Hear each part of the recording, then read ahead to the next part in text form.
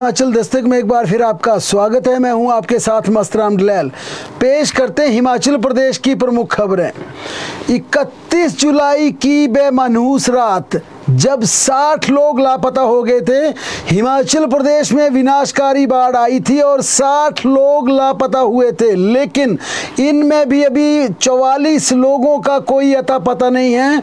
माना जा रहा है कि ये 44 लोग मलबे में पूरी तरह से दब गए हैं और इनके ऊपर भारी मलबों के अलावा चट्टानें, बड़े बड़े पेड़ हो सकते हैं, क्योंकि जिस प्रकार से अब तमाम बातें सामने आ रही हैं, तमाम तरह की परिस्थितियां सुन्नी डैम में देखी जा रही हैं, जिस तरह से सुन्नी डैम अब शवों को उगलने लगी हैं, उसके बाद अब ये दिक्कत बढ़ गई है कि जो सब वहां पर बरामद हो रहे हैं सुन्नी डैम में, उन सबों को कैसे पहचाना जाए, उनकी शनाख्त कैसे की जाए। कुल 44 लोग लापता हुए थे और इनमें 15 लोगों के हालांकि शव मिल चुके हैं। इनमें 7 शवों की अभी भी शनाख्त नहीं हो पाई है। शवों को क्षत विक्षित होने के कारण चेहरे व अंगों की पहचान करना बेहद मुश्किल है। इसके चलते ये कहना बड़ा मुश्किल हो चुका है कि शवगृह में रखे गए शव किसके हैं, इनके मृतकों का रिश्तेदार कौन है। लापता 44 लोगों के परिवार वाले हर शव को अपना समझकर बिलख बिलकर रो रहे हैं।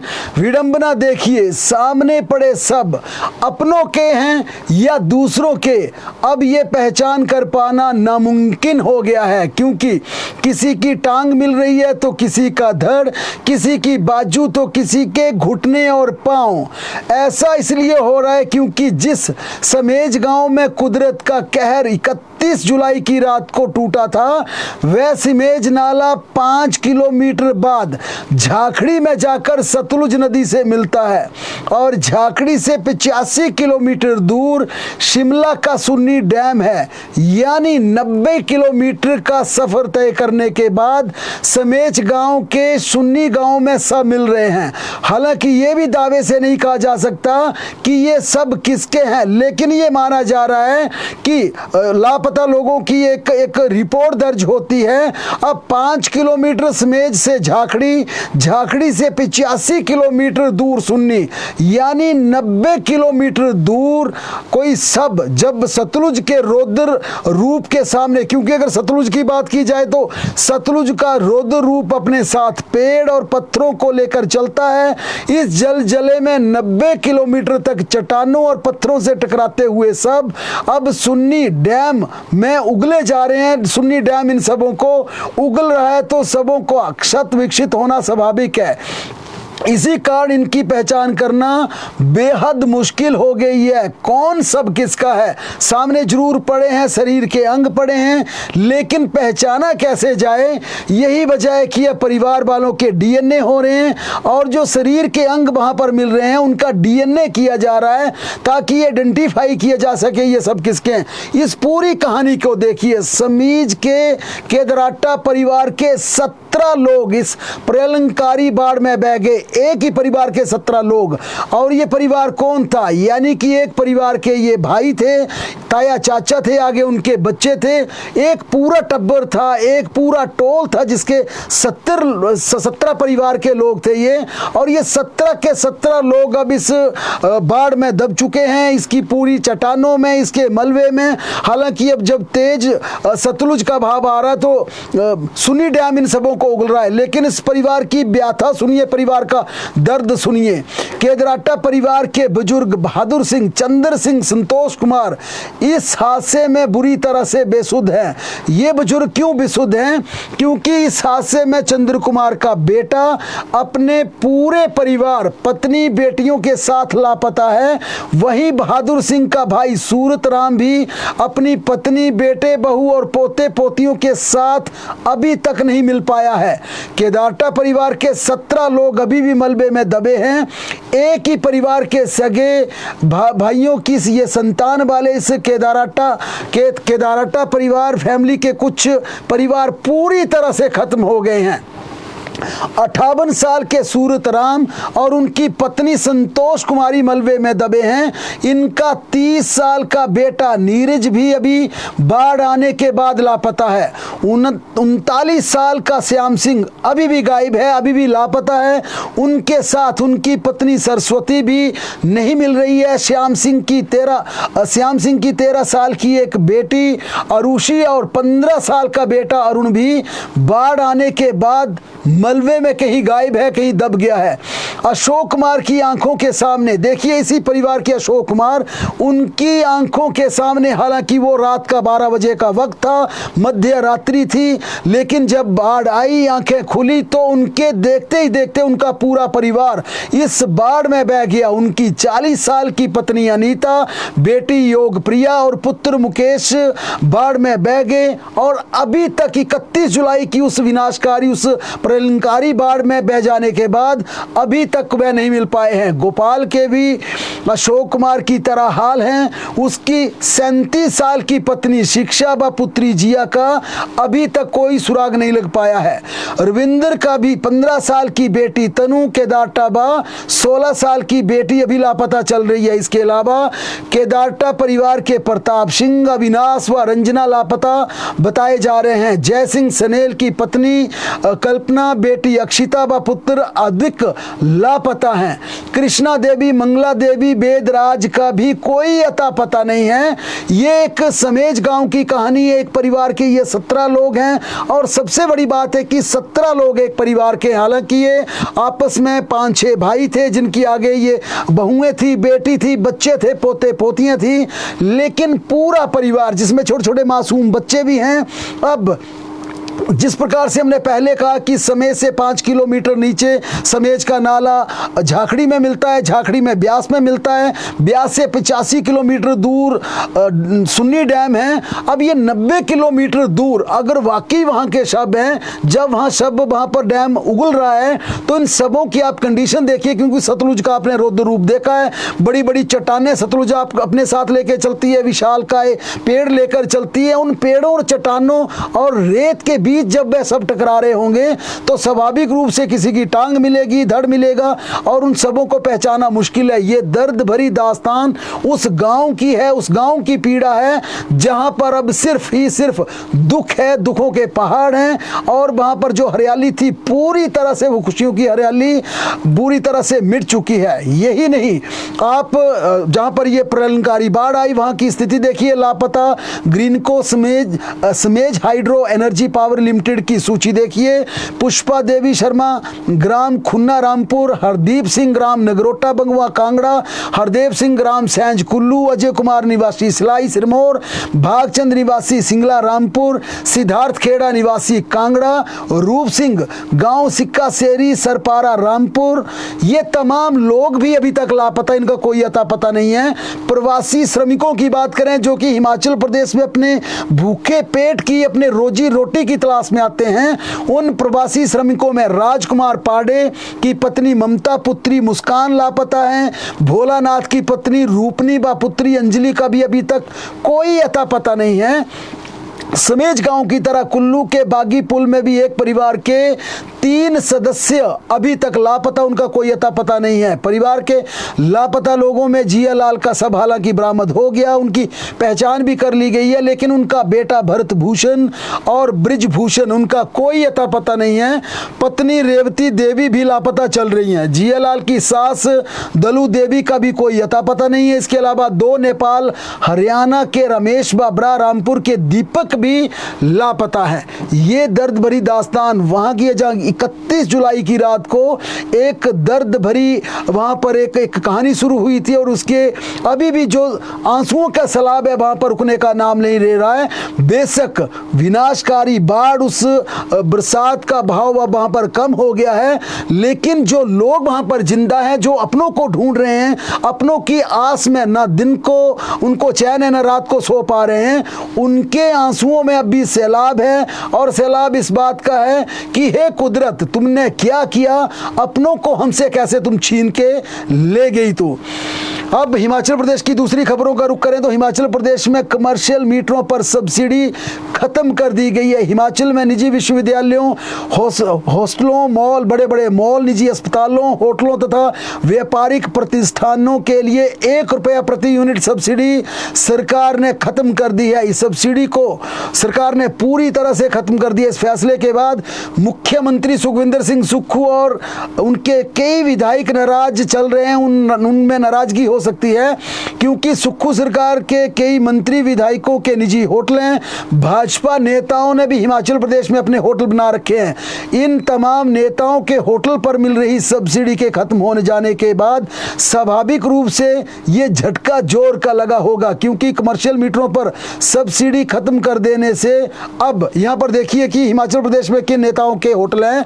प्रदेश सरकार में सुक्खू सरकार के कैबिनेट मंत्री अनिरुद्ध सिंह के होटल हैं, विक्रमादित्य सिंह के होटल हैं, या सुक्खू सरकार के सीपीएस आशीष बुटेल का होटल है, सुंदर सिंह ठाकुर का अपना निजी होटल है। इसके अलावा नगरोटा के विधायक आरएस बाली का अपना होटल है, सीएम के media principal advisor Naresh Chauhan का अपना होटल है, मुख्यमंत्री के ID principal advisor Gokul Butail का अपना होटल है, कांग्रेस के विधायक विवेक शर्मा विक्कू का अपना होटल है, विधायक चंबा के विधायक नीरज नैयर का अपना होटल है। इसके अलावा कांग्रेस के कई दिग्गज नेताओं के निजी होटल हैं।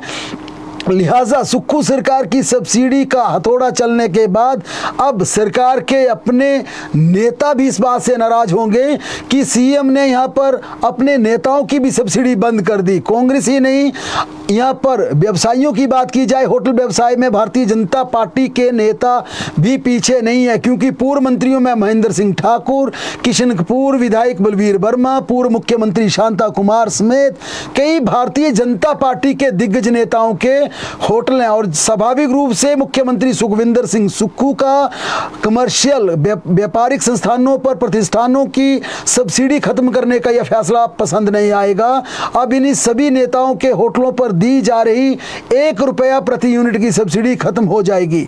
हिमाचल प्रदेश में कमर्शियल मीटर पर पहले ₹5.52 प्रति यूनिट बिजली का बिल आता था। अब ₹1 सब्सिडी खत्म होने से कमर्शियल मीटर पर ₹6.52 प्रति यूनिट बिजली का बिल आएगा। और ये स्वाभाविक रूप से अब हिमाचल प्रदेश में कमर्शियल की बात की जाए तो बड़े बड़े मॉल जिस प्रकार से हैं, बड़े बड़े कमर्शियल इंस्टीट्यूशन हैं, चाहे वो निजी विश्वविद्यालय हैं, निजी होटल हैं, हॉस्टल हैं या निजी अस्पताल हैं, इन तमाम बड़े संस्थानों में अब बिजली पर जो राज्य सरकार ₹1 सब्सिडी दे रही थी समाप्त हो जाएगी। घरेलू उपभोक्ताओं की बात की जाए तो 125 यूनिट बिजली पहले हिमाचल प्रदेश में फ्री थी, लेकिन अब सिर्फ जरूरतमंदों के लिए की गई है, गरीब आदमियों के लिए की गई है।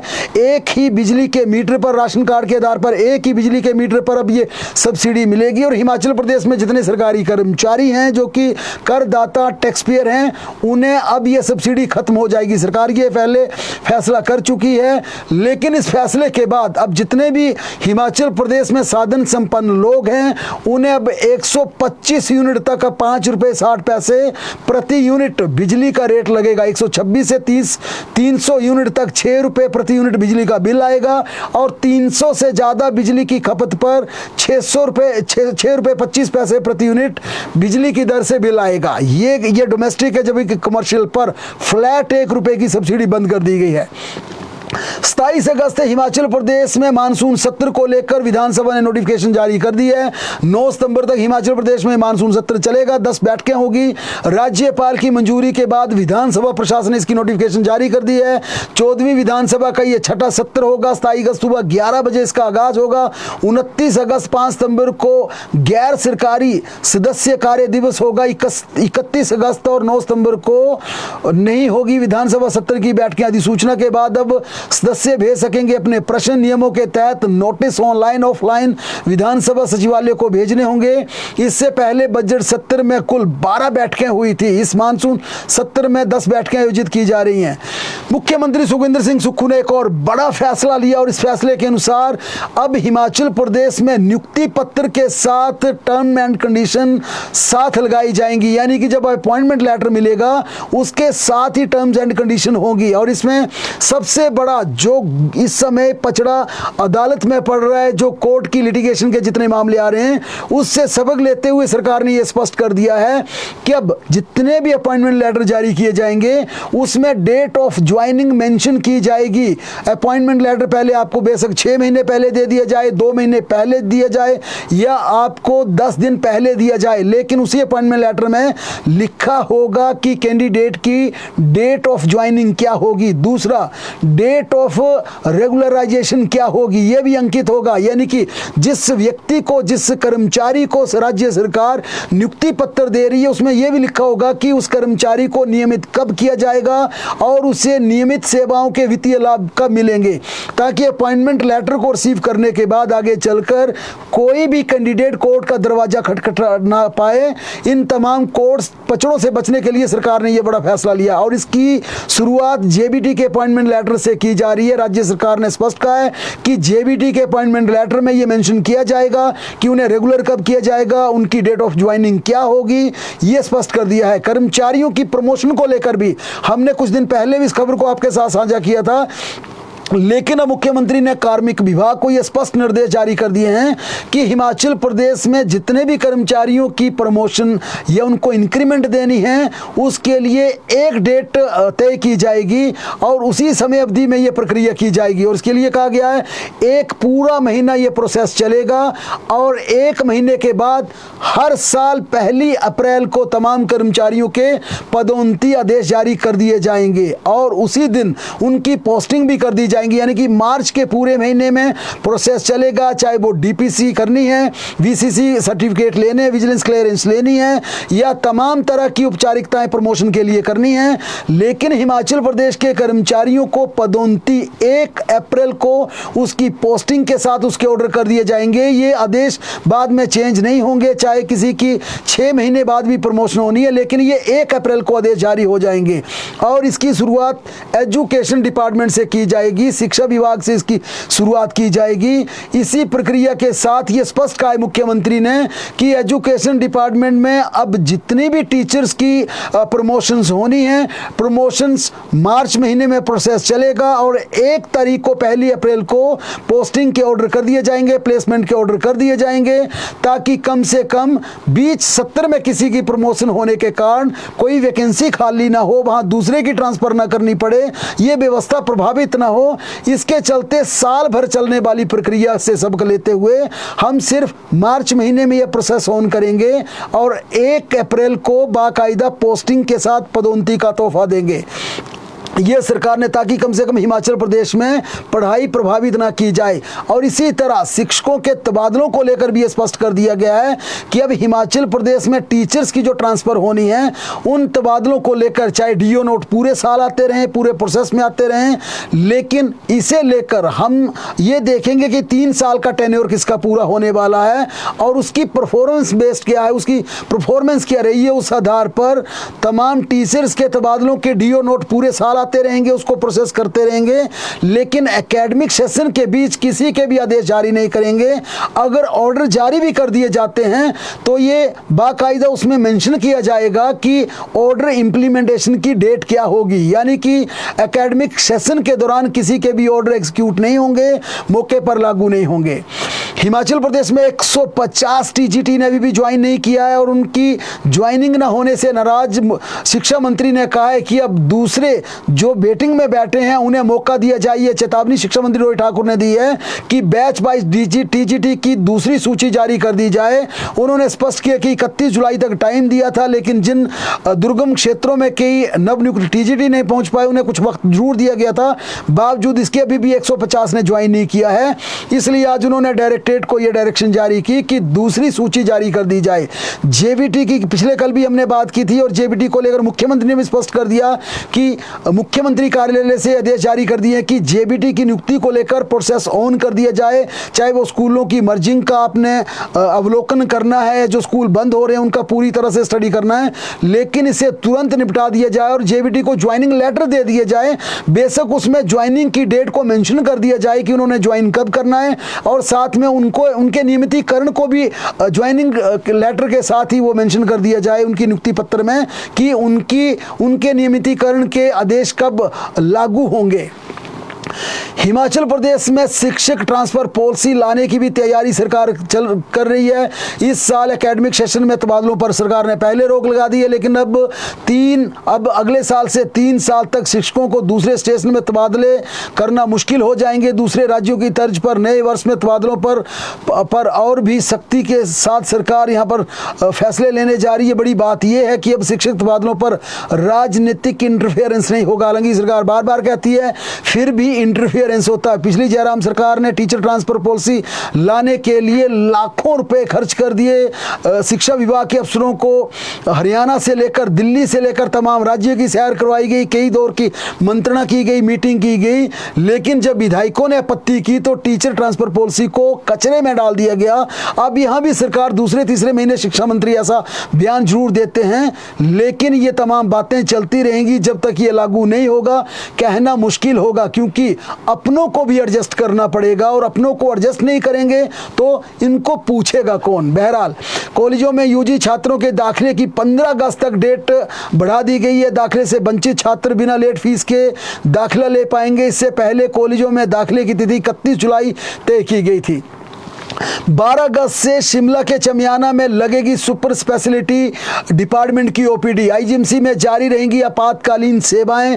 चमियाना में ओपीडी का शेड्यूल जारी कर दिया गया। कार्डियोलॉजी सोमवार से शुक्रवार तक चलेगी। यूरोलॉजी सोमवार, बुधवार और शुक्रवार को होगी। गैस्ट्रोलॉजी सोमवार, गुरुवार और शुक्रवार को होगी। न्यूरोलॉजी मंगलवार, शुक्रवार और शनिवार को होगी। इंडोक्रिनोलॉजी मंगलवार, बुधवार और शुक्रवार को होगी। प्लास्टिक सर्जरी सोमवार, मंगलवार, गुरुवार और शनिवार को होगी। नेफ्रोलॉजी मंगलवार और शुक्रवार को होगी। लेकिन चमियाना अस्पताल में पहुंचने की राह अब भी मरीजों की आसान नहीं है। अस्पताल की तरफ से 2 टेम्पो ट्रैवलर जरूर चलाए गए हैं, लेकिन इसमें भी अस्पताल का स्टाफ रोज सफर कर रहा है। लेकिन मरीजों को 600 से 800 रुपए टैक्सी के चुकाकर निजी वाहन किराए पर लेकर अस्पताल पहुंचना पड़ रहा है। इसके चलते लोगों को चमियाना में सुविधा तो मिली, लेकिन उनकी जेबों पर इस कदर जबरदस्त डाका पड़ रहा है कि लोग कह रहे हैं फिर चमियाना की बजाय क्यों ना हम पीजीआई चंडीगढ़ का रुख कर लें, क्यों ना हम एचआरटीसी की बस में बैठकर हम पीजीआई चले जाएं। लेकिन इस पूरे मसले को लेकर आज आईजीएमसी का एडमिनिस्ट्रेशन, उसके एमएस और तमाम अधिकारी आज नेशनल हाईवे के दफ्तर पहुंचे और नेशनल हाईवे से ये डिमांड की गई कि आप चमियाना के लिए जल्द से जल्द आप कनेक्टिंग रोड की व्यवस्था करें ताकि कम से कम मरीजों को दिक्कत ना हो। मंडी की सांसद कंगना रनौत आज रामपुर पहुंच गई और आज वहां के पीड़ितों से मिलकर उनकी आंखें भी भर आई। हालांकि कंगना रनौत को लेकर कहा जाता है कि वो जिस तरह की बयान देती हैं, जिस तरह की बातें करती हैं, वे हमेशा विवाद बन जाता है। लेकिन आज जिस तरह से वे लिपट कर रो रही थी, पीड़ितों से मिल रही थी, वो वाकई अपने आप में एक भावना पैदा कर देने वाला क्षण था। समेज गांव के हालात देखकर कंगना की आंखें पूरी तरह से नम हो गई। बुजुर्ग महिलाओं से रोते हुए उन्होंने अपनी बात रखी। कंगना ने उन तमाम पीड़ितों से मिलने के बाद सुक्खू सरकार पर एक बार फिर निशाना साध दिया। कंगना ने सोशल मीडिया पर पोस्ट करते हुए लिखा कि धरती माँ जीवनदायिनी हम पर दया करो। मीडिया से बातचीत में कंगना ने कहा, यह दिल दहलाने वाली त्रासदी है, मेरे पास लोगों के दुख के लिए कोई शब्द नहीं है। मैं क्या कहूँ, मैं बुरी तरह से आहत हूँ, अंदर ही अंदर से पूरी तरह से टूट चुकी हूँ। उन्होंने कहा लोगों ने अपने पूरे के पूरे परिवार खो दिए। परिवार के बच्चों के साथ लोग बह गए, लोग डरे हुए हैं, सहमे हुए हैं। कंगना ने इस दौरान कांग्रेस पर भी निशाना साधते हुए बोला कि पिछली बार केंद्र सरकार ने हिमाचल प्रदेश को 1800 करोड़ दिए थे, लेकिन राज्य सरकार ने कुछ काम नहीं किया। इस बार भी उन्हें उम्मीद है कि सरकार जरूर मदद करेगी। उन्होंने कहा कि सुक्खू सरकार जरूर पीड़ितों की मदद करे।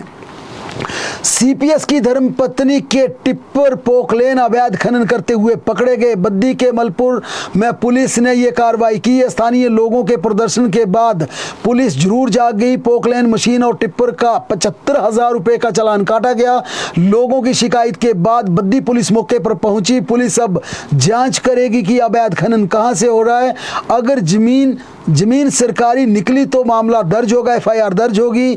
भाजपा ने सीपीएस राम कुमार पर गंभीर आरोप लगाते हुए कहा बिना एनओसी के सीपीएस के क्रशर चल रहे हैं। सीपीएस बोले भाजपा बेवजह उन्हें बदनाम करने की साजिश रच रही है, बेलीज की जमीन पर ही खनन कर रहे हैं, सरकार को इसकी बाकायदा रॉयल्टी दी जा रही है। यानी कि बड़ा एक लीगल माइनिंग का मसला बद्दी में बन गया है। लेकिन इस पूरे मसले में जब जनता जाग गई तो सीपीएस महोदय की गाड़ियों का भी वहां पर चालान करवाया गया। सतलुज के किनारे मिला आज एक और शव। सुन्नी डैम के नज़दीक दोगरी में एक शव बरामद हुआ और आप हालात देखिए जिस प्रकार से हम शुरुआती दौर में कहा कि ये माना जा रहा है कि ये डेड बॉडी किसी मेल की हो सकती है, किसी पुरुष की हो सकती है, लेकिन ये सिर्फ अंदाजा लगाया जा सकता है। शव का शनाख्त करना बेहद मुश्किल है क्योंकि शव क्षत विक्षत मिल रहे हैं। शव का पोस्टमार्टम करवाने के लिए सीएचसी सुन्नी भेज दिया गया है। लापता लोगों की तलाश में सर्च ऑपरेशन लगातार जारी है। अभी तक सतलुज के किनारे 6 शव बरामद हो चुके हैं। हिमाचल प्रदेश में फ्लैश फ्लड का एक बार फिर अलर्ट जारी किया गया है। राज्य के 7 जिलों के लिए ऑरेंज अलर्ट है। चंबा, कांगड़ा, मंडी, कुल्लू, सिरमौर, किन्नौर व शिमला के लिए चेतावनी जारी की गई है। कल 11:30 बजे तक ये चेतावनी रहेगी। हिमाचल में 2 दिन ज़्यादा से ज़्यादा भारी बारिश का अनुमान है। 7 से 10 अगस्त के लिए ऑरेंज अलर्ट जारी किया गया है। 7 को कांगड़ा, मंडी व सिरमौर, 10 को कांगड़ा, शिमला, सोलन व सिरमौर के लिए ऑरेंज अलर्ट रहेगा। शेष जिलों में भी कई स्थानों पर मूसलाधार बारिश हो सकती है। आज पहाड़ों पर कई स्थानों पर बारिश हुई। राज्य में 12 अगस्त तक मौसम इसी तरह से खराब बनेगा, इसलिए अपना ध्यान रखिए और प्रदेश की तमाम ताज़ा खबरों के लिए देखते और पढ़ते रहें हिमाचल दस्तक।